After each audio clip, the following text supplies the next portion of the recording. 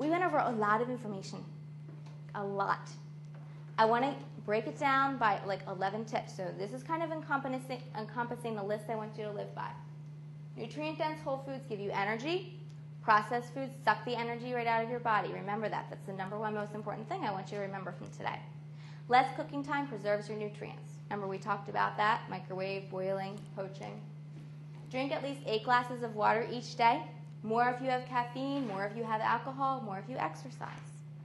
High fructose corn syrup is corny. Okay, just like my cute little slides up here, avoid it at all costs. Steer clear. If you can't pronounce the ingredients on a label, don't eat the food. You know, there are so many food products out there that have barely any actual food ingredients on them because it's so much chemical processing, and that's going to have a really negative effect on your body and your health.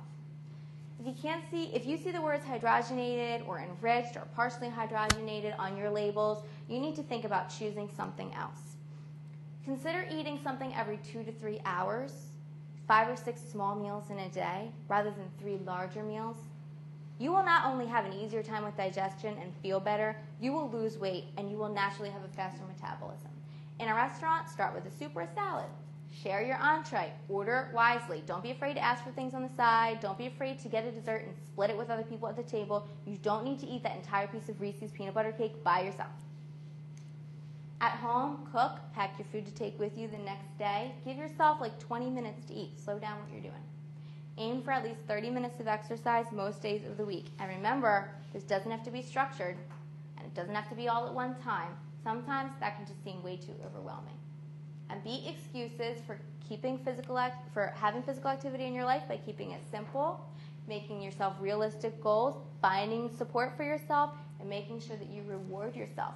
When you do this, you will end up having that lifestyle that I told you about at the very beginning, that I wanted you to be able to operate at peak performance.